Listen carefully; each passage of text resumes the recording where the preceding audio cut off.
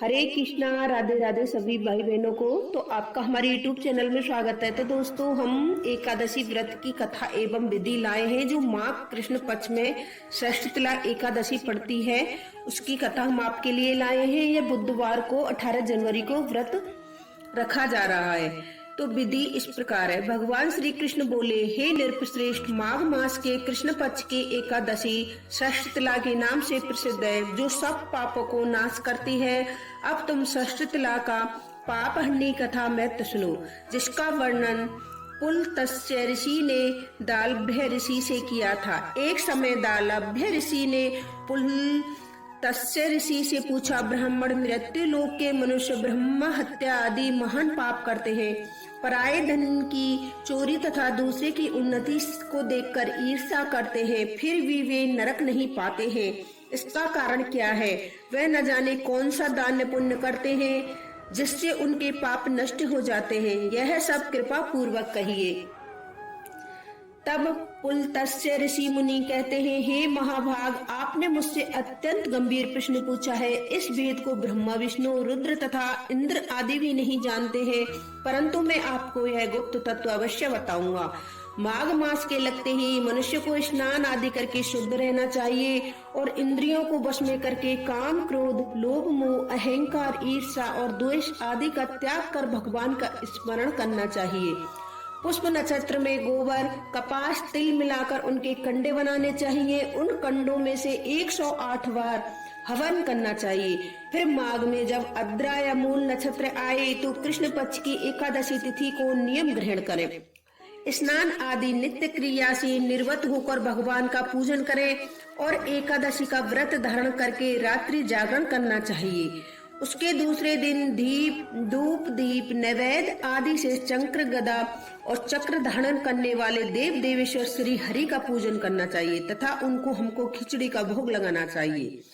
तत्पश्चात पैठा, विजारा और नारियल से भगवान का पूजन करना चाहिए और सीताफल या सुपारी से अर्घ देकर स्तुति करनी चाहिए।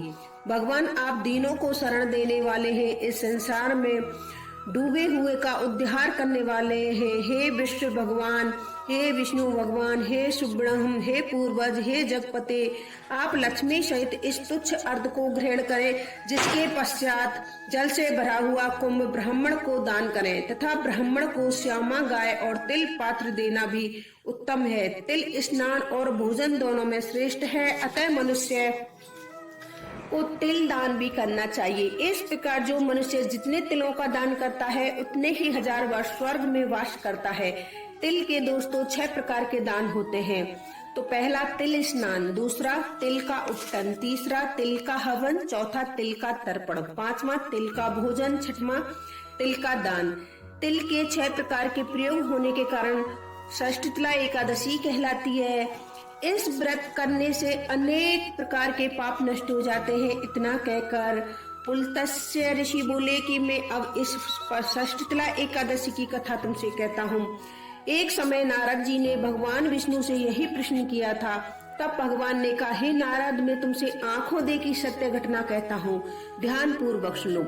कथा। प्राचीन काल में मृत्यु लोक में एक ब्राह्मणी रहती थी। वह सदैव व्रत करती रहती थी, इससे उसका शरीर अत्यंत दुर्लभ हो गया, परंतु उसने कभी देवता या ब्राह्मण के लिए अन्न या धन का दान नहीं किया था।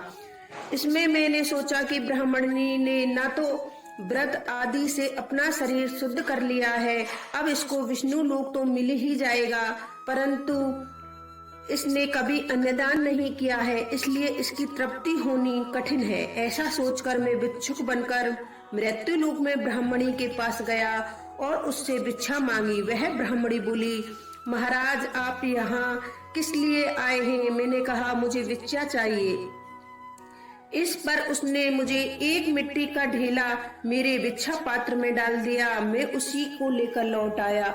कुछ समय पश्चात वह ब्राह्मणी शरीर त्याग कर स्वर्ग आ गई। उस ब्राह्मणी को मिट्टी का दान करने से स्वर्ग में सुंदर महल मिला, परंतु उसने अपने को अन्य आदि सब सामग्रियों से शून्य पाया। वह मेरे पास आई और कहने लगी, हे भगवान, मैंने अनेक व्रत आदि से आपकी पूजा की, परंतु फिर भी मेरा घर अनादि सब वस्तुओं से शून्य है। इसका कारण क्या है? मैंने कहा पहले तुम अपने घर जाओ, वहाँ देव स्त्रियां तुम्हें देखने के लिए आएंगी। पहले षष्ठिला एकादशी का पुण्य और विधि सुन लेना, तब द्वार खोलना। मेरे वचन सुनकर वह अपने घर गई। तब देव स्त्रियां ने आकर द्वार खोलने के लिए कहा तो ब्राह्मणी बोली, यदि आप मुझे देखने के लिए आएंगे तो षष्ठिला एकादशी का महत्व कहिए। उनमें से एक देव स्त्री कहने लगी, मैं कहती हूँ। जब ब्राह्मणी ने षष्ठिला का महत्व सुन लिया तब उसने द्वार खोला। देव स्त्रियों ने उसे देखा कि ना तो यह गंधर्वी है और ना ही आसुरी है, वरन पहले जैसी मनुष्य है। अब ब्राह्मणी ने भी देव स्त्रियों के कथा अनुसार षष्ठिला एकादशी का व्रत किया। इसके प्राप्त से वह सुंदर और रूपवती हो गई तथा उसका घर अन्न आदि समस्त सामग्रियों से युक्त हो गया।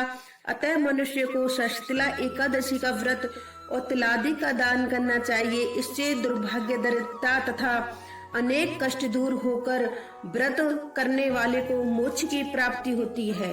तो दोस्तों, यह है कहानी और इसका फलार। इस दिन मुख्य रूप से तिल पट्टी का सागर लिया जाता है। तिल व खोवा से बनी सामग्री, दूध, फल आदि हम इस व्रत के फलार के रूप में ले सकते हैं। राधे राधे।